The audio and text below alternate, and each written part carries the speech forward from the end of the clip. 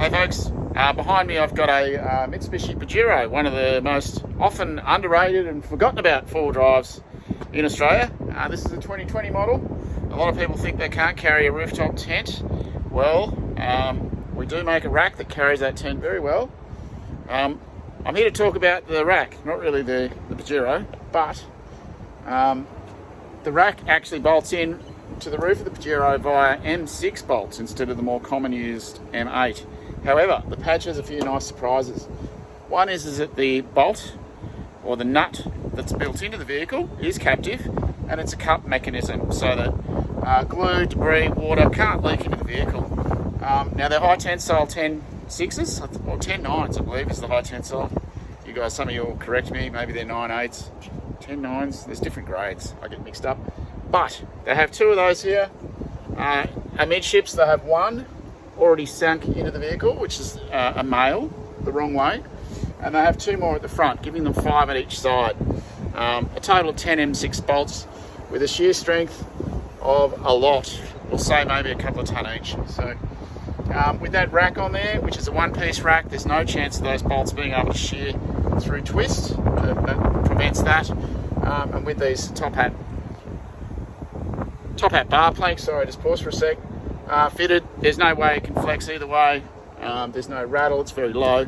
So sitting a little higher than some of our racks, this one's 20 millimeters off the skin of the car. Still very low. I'll get back a bit and give you a look at it. Let's see. Yeah. Very low. It's a very large tent, by the way. So this is a version 4 rack. A version 5 racks are due out next. It's a very good fit for this vehicle. It's quite a large rack. Actually, the Pajero has a larger roof than most four-wheel drives out there, with the rack being 22.50 long. It's actually a very long vehicle and a large vehicle at that. Give a little look at it. We've shortened the version 5 just 50mm here. However, this is really handy if you want to put another crossbar in the front. You can run light bars, maybe jerry cans and everything, get all the weight forward, which is why we did it like this in the earlier ones. Things about the rack, a couple of fitting tips. When I put the rack on, this one is called an outfold, meaning the fold folds outwards. Because the tent is 1350 wide, the Pajero's roof is actually narrow at just 1200, meaning that a normal roof rack typically can be a pain to put roof tents on. If you go wider than that, these also facilitate wider bars, much wider. I can go up to 1600. Now if you look closely up there, you'll see that the bolts used are T-bolts. It's this shiny silver bit, meaning that this plank is attached to the tent. To remove it, I just undo this bolt and that plank comes free and stays on the tent. The middle bar is bolted to the rack and they're all covered with foam anti-vibration, which comes with the rack. And then the rear one is again T-bolted, meaning that that plank is fixed to the tent and then bolted to the rack. So to actually remove the tent, we're only undoing these two bolts, or these two nuts, sorry, and the two at the front here. Same on the other side, and then you can lift it off.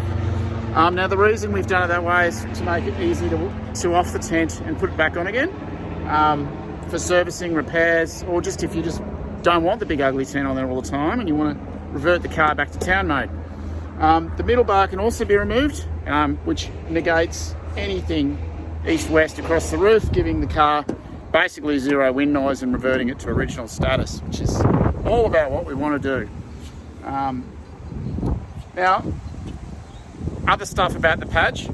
The bars used on this one are 1350 millimeters wide. You could go as narrow as 1300 on some tents, just not this one. We do make the bars in 1300. It is a very square car, which is fortunate because most of your angles look right. They don't taper at the rear, so you're sort of 25mm overhang on each end for this big tent. Can be just pretty much a flush mount should you go back to a 1300 on a smaller one. Anyway, more questions about the rack will be answered in the details on our rack page on this car, but anyone that worries about 70 kilograms on this one,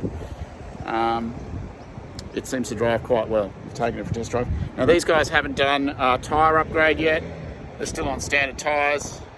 No suspension upgrades, nothing whatsoever. You can tell the tent's there, but I wouldn't say it's a bad drive. It would be certainly, probably not noticeable at all at 76 kilos for the tent and 18 kilos for the rack. Probably, what have we got there, 90 kilos odd. I don't think you'd notice that if you ran a plus 25 rim and maybe some better tyres.